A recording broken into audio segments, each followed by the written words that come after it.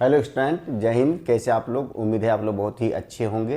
तो चलिए आज हम लोग बोर्ड एग्जाम में आने वाली विभाजन सूत्र से संबंधित प्रश्नों को हल करेंगे और इसको अच्छी तरह से हम लोग समझेंगे।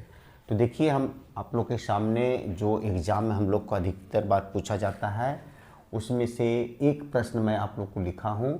उस बिंदु के निर्देशांक ज्ञात करें जो बिंदुओं -1, 7 और 4-3 को मिलाने वाले रेखाखंड को 2:3 के अनुपात में विभाजित करता है।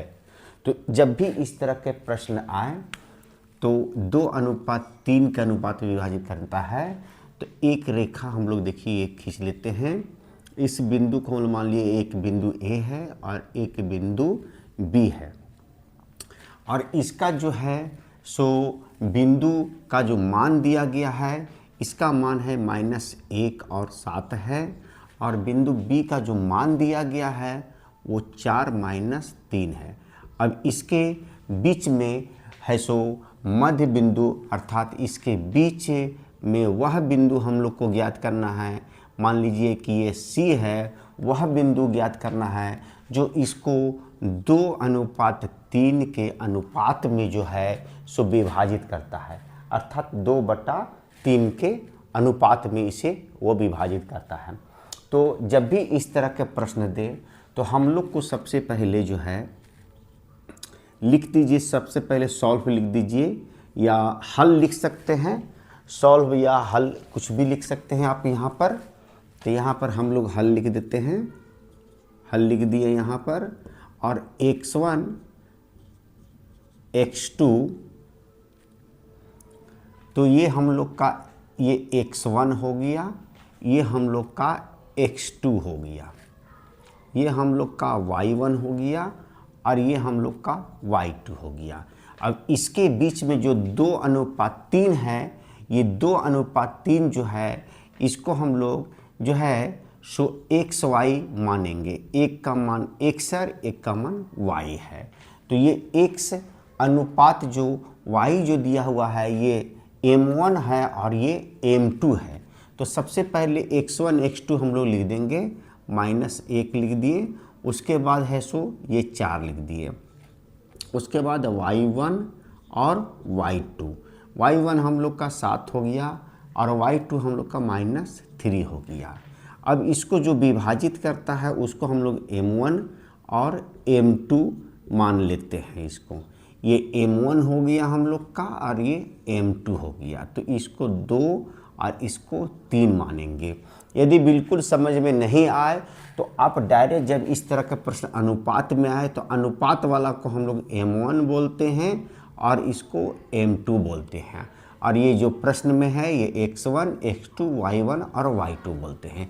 इसको लिखने के बाद हम लोग को है सो क्या ज्ञात करना है, वो निर्देशांक ज्ञात करना है। निर्देशांक ज्ञात करने के लिए हम लोग को विभाजन सूत्र है सो याद होना चाहिए। तो हम लोग यहाँ पर लिख देंगे निर्देशांक,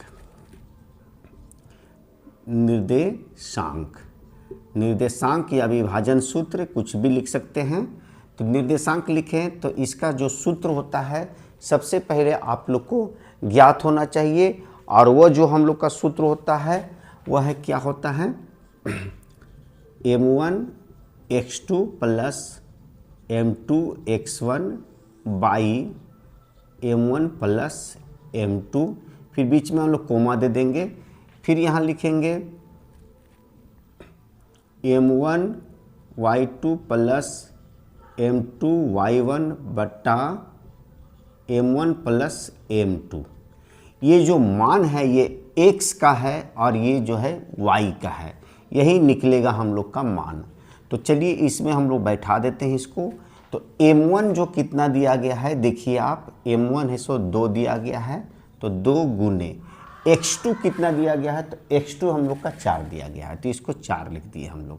इसको छोटा कोष्ठ में कर दीजिए, प्लस m2 कितना हम लोग का है, तो 3 है, गुने x1 हम लोग का कितना है, तो -1 है, तो -1 लिख दिए, और m1 m2, m1 2 और m2 3, तो 2 + 3 लिख देंगे हम लोग। इसको बड़ा कोष्ठ में कर सकते हैं और बीच में कोमा दे दीजिए। m1 y2, m1 y2, 2 गुने -3 लिखेंगे, 2 गुने -3, फिर बीच में प्लस है, m2 y1, m2 3 है और y1 7 है, तो 3 गुने हम लोग कितना लिख देंगे, यहाँ पर 7 लिख दिए, और नीचे हो जाएगा फिर m1 m2 हम लोग का 2 प्लस कितना हो गया, ये 3 हो गया, ब्रैकेट में इसको कर दिए। अब हम लोग अब क्या करेंगे कि मल्टीप्लाई कीजिए, 2 चौके 8 हो गया, प्लस माइनस माइनस हो गया, 3 एकम 3 और नीचे 2 3 5 हो गया। इसको आप छोटा ब्रैकेट में बीच में कोमा दे देंगे, 2 तिया 6 करेंगे तो -6 आ जाएगा, प्लस 3 सत्ते 21 और नीचे हो जाएगा 3 2 5 हो गया। तो उम्मीद है कि आप लोग को यहाँ तक पूर्ण रूप से समझ में आ गया होगा। अब देखिए इसमें क्या करेंगे, 8 में से 3 को हम लोग क्या कर देंगे कि घटा देंगे, 8 में से 3 गया तो ये 5 हो गया, और नीचे कितना हम लोग का है, तो 5 है, फिर कोमा दे देंगे, -6 में से 21, अर्थात 21 में से 6 को हम लोग घटा देंगे तो कितना बच जाएगा, 15 और नीचे हो जाएगा 5 हो जाएगा, कटेगा काट दीजिए, एक बार में कटेगा और ये 3 बार पास दिया, तो 1 और 3, ये जो हम लोग का बीच का जो है सो क्या निकल गया, बिंदु निकल गया, x का मान हो गया 1 और y का मान हो गया 3, तो यही हम लोग का जो है से विभाजन सूत्र से आंसर निकल गया। तो उम्मीद है कि आज जो हम विभाजन सूत्र से संबंधित जो प्रश्न का हल बताए हैं वो आप लोग को पूर्ण रूप से समझ में आ गया होगा, और यदि आप लोग को यह समझ में आ गया तो आप इसे अच्छी तरह से और भी ऐसे 1-2 बार आप हल करने का प्रयास करें, ताकि ऐसे बोर्ड में आने वाला यह प्रश्न आप लोग को छूटे नहीं। तो उम्मीद है कि आप लोग को यह समझ में आया, तो मेरे लिए एक लाइक कर दें और शेयर कर दें, और जो बच्चे पहली बार मेरे इस वीडियो को देख रहे हैं, सबसे पहले मैं उन लोग से ये कहना चाहता हूँ कि इस चैनल में बने रहने के लिए आप सबसे पहले मेरे चैनल को सब्सक्राइब करें और बेल बटन दबाना ना भूलिए, ताकि आने वाले नोटिफिकेशन का आनंद आप समय से ले सकें।